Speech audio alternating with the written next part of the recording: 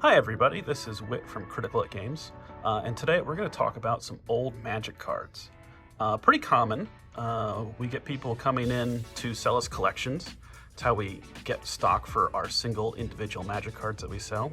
And I've lost track of how many times somebody's come in and said, oh, I've got the original Magic cards. I've got the very first set. And then they come in and there's a bunch of, 4th edition printings of some kind like this that are unfortunately not worth much of any money. So I wanted to go over how to tell the difference between original Magic cards and the reprints and go over some history about Magic's printings. So there are two types of sets in the original Magic the Gathering. We have core sets, which is just the classic Magic the Gathering set. Shivan Dragon, Llanowar Elves, Serra Angel. These sets don't have any set symbol, unlike modern Magic sets, which do have a set symbol to this day. And right off the bat, when they made the second set for Magic, they started doing that. The original set had no set symbol, so you can't really tell what set it's from. And here is Antiquities. This is from the third Magic the Gathering set, and they put a little anvil there that lets you know this card is from Antiquities. The first printing of Magic is called Limited, and you can tell it has this black border here. When they sold out of this set, which sold out really, really fast, like almost the day the game came out, they did a second print run called Limited, and you can see that the difference between these two cards is one is black border and one is white border. And this started a policy that whenever they reprinted cards, they would reprint them in white border only. This ended up being a gigantic mess over time, and they eventually abandoned this concept entirely. But you can see there's a limited print run, which is in black border. Then they did the unlimited print run. And just like the first print run, this one sold out extremely fast. So they did a third print run called Revised, followed by a fourth print run called 4th edition, followed by a fifth print run called 5th edition. And you can tell all of these don't have a set symbol. So how do you know which one's which? And so we're going to go over how you can tell the difference between these two, all these types of cards, and some weird offshoot printings that they did for each of them. So right off the bat, the difference between the first and second one is the white border and black border. Otherwise, they are completely identical. When we moved from the second print run to the third print run, also called Revised, you can see the TAP, T-A-P, is replaced with a tap symbol, which is a little T that's on its side. Also, the colors on Revised are much more faded compared to the unlimited print run. This was a mistake. The printer they used had a roller that was very overused, and all the cards came out very faint. That was not on purpose, but they just had to accept it and move on.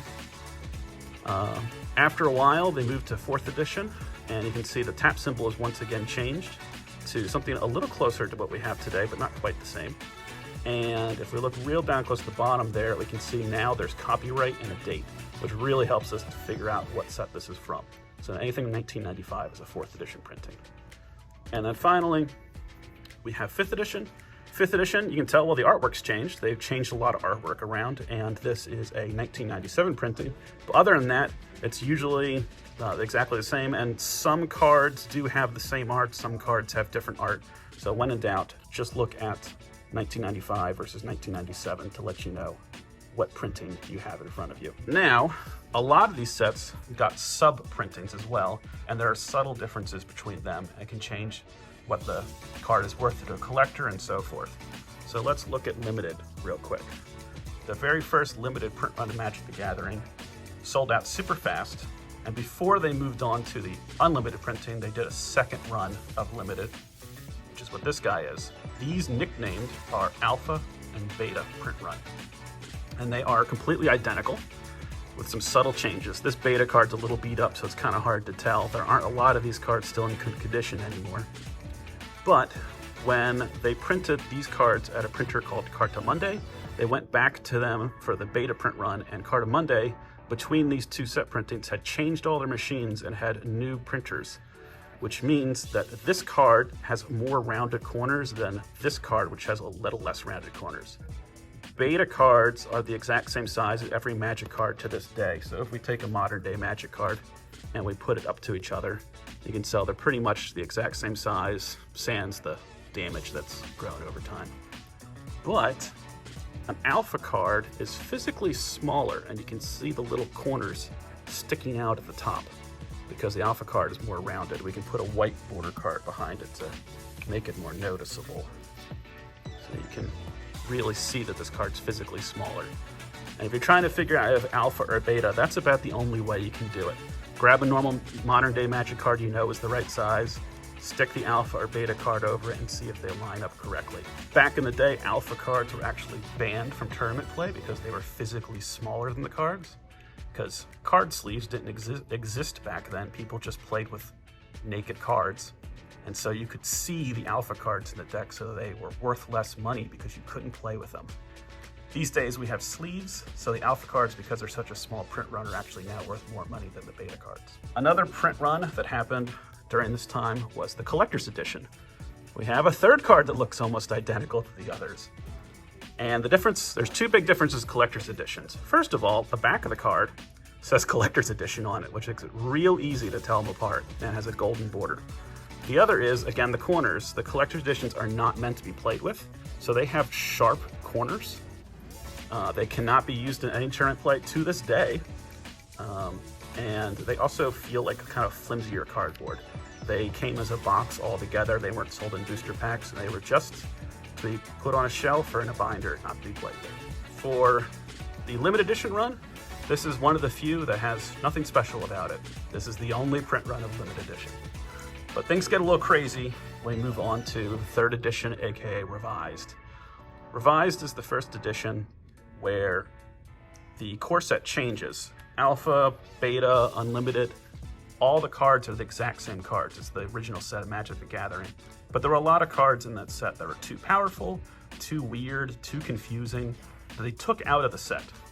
And so they had to fill the set with replacement cards to put in them. Two sets had come out by then, one called Arabian Nights and one called Antiquities. This is an Antiquities Ornithopter. And so they reprinted Ornithopter, for example here, into Revised, and it got a revised printing, which means now it's white border because it's a reprint, and it loses its set symbol because it's in a core set. So there are a lot of cards in Revised that aren't in the original set. There's a compilation of cards from previous sets. Revised has a couple of strange printings. One of them is called Summer Magic. Summer Magic was going to be a second print run of Revised, but it came out all messed up. A lot of the artwork was wrong. A lot of the illustrators had their names misspelled. A Summer Magic card will say illustration. It'll have the date for Wizards of the Coast 1994, and then it'll have the artist's name. Summer Magic cards were never sent out to the public. They were recalled and destroyed due to the errors, but a few boxes did get out in the wild. So if you come across one with a revised card with a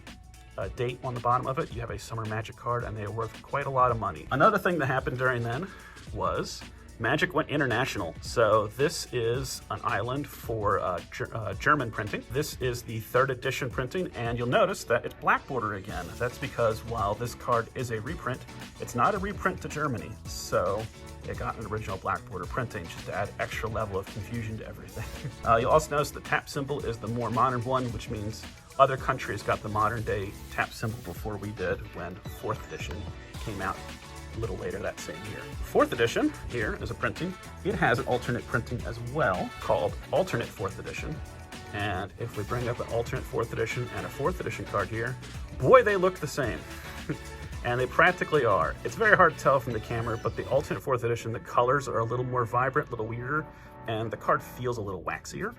The big way to tell the difference is that here's a normal 4th edition Magic card, and here is a modern day Magic card. If we go to the back, we have the Magic the Gathering logo, and you can see on the A there's a little bit of like lighter blue at the tip of the A. That's on every Magic card except alternate 4th. Alternate 4th, the tip of the A is dark, and that's the only way you can tell the difference. Most people don't even are aware alternate 4th even exists, and if you look at prices, you usually won't even see them listed. There are people who collect it out there, so sometimes they go for a little bit more than a 4th edition, or sometimes a lot more, but there isn't a huge collector's market for it. Finally, we go to 5th edition. 5th edition, nothing special about it. It was a one print run. Just have some unique artwork, a lot of changes in artwork, and it has the date that's on there as well. And then when we get to 6th edition is when they actually finally add a set symbol. So from then on, you can tell what card you have in your hand. And that's it. So hopefully this helps you tell apart the cards that you have. Thank you.